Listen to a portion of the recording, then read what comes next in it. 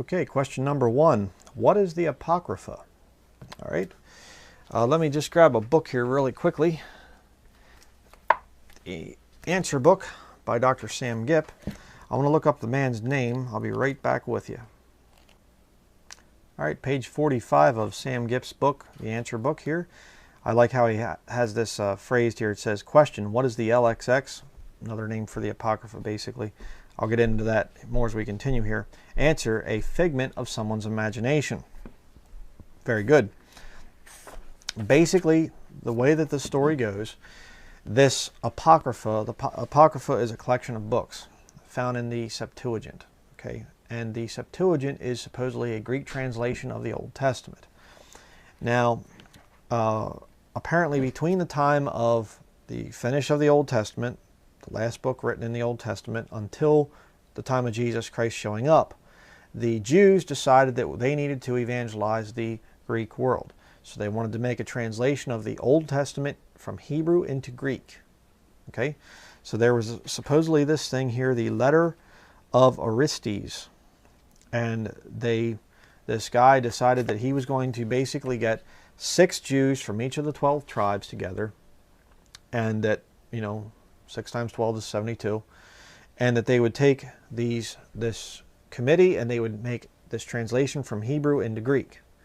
And then, so this translation was made, and then that's what the Jews were using in the time of Jesus and the disciples, that Jesus and the disciples were quoting from the Greek Septuagint. All right, and that's this great, wonderful thing. The big problem, there's a whole bunch of big problems, but the big problem with it is that this Septuagint, the LXX, as it's designated, has apocryphal books in it.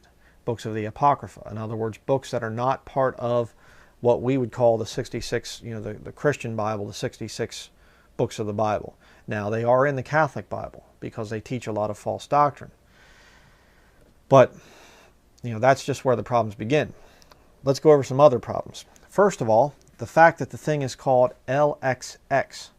Now, if you understand Roman numerals, L is 50, X is 10. So you have 50 plus 10 plus 10 equals 70. But wait a second. It's 6 Jews from each of the 12 tribes equals 72. So why isn't it called the LXII? It's kind of weird. But another big problem is that you have this thing of, we had 6 Jews from each of the 12 tribes come together to make a translation. Well, that doesn't work either, because if you understand the Old Testament, there was only one tribe that was allowed to translate and transmit scriptures down through the years, and that was the Levites. So if you would have approached Orthodox Jews and said, hey, let's get 6 men from each of the 12 tribes, they'd have said, whoa, what are you, to make this translation, they'd been like, what are you talking about? They're not going to translate their holy scriptures. I mean, the Jews today still have their scriptures in Hebrew. The real sacred ones. Why would they make translation into Greek? Okay, that's kind of odd. But you're sure not gonna get, back then in the Old Testament times, you're sure not going to get 6 Jews from each of the 12 tribes to make this translation. But there's another big problem, which is actually spelled out in Scripture. And that is in Matthew chapter 5, verse 18. Jesus speaking, it says, for verily I say unto you, till heaven and earth pass, one jot or one tittle shall in no wise pass from the law, till all be fulfilled. Now, jots and tittles are Hebrew letters. Okay, Hebrew characters, essentially. They're not Greek letters. So if Jesus and the disciples were using a Greek translation of the Hebrew Old Testament, why would he be referring to Hebrew letters? I don't think so.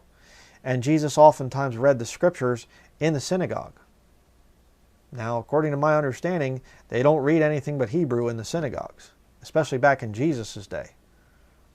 So this whole thing, when you actually start to examine this teaching of this Septuagint and these apocryphal books, it really starts to fall apart. But that's not the biggest evidence. The biggest evidence is that there is no such thing as a BC Septuagint. The only copies of the oldest copies of the Septuagint that exist only date back to basically to this perverse scholar Origen, Adamantius Origen, I think his name was, his Hexapla, okay, that he wrote after the New Testament was completed. It was probably right around 100 to 200 AD, right around that area in there. I don't have the exact date here, but the point is, it goes back to that. But there's no such thing as a BC Septuagint. There are no extant copies of the Septuagint that go back before the time of Christ. But that's when it was supposedly written. See, the whole thing just doesn't work out. All right. So when somebody comes along and they try to tell you that Jesus and the disciples used a Greek Old Testament, they don't know what they're talking about. They're lying. They're basically repeating something that has been told and told and told and told, and it goes right back to Roman Catholicism. So don't fall for the thing of, the apocryphal books being some kind of a great authority that we should have, and our Bible's missing books and all this other stuff. It's nonsense.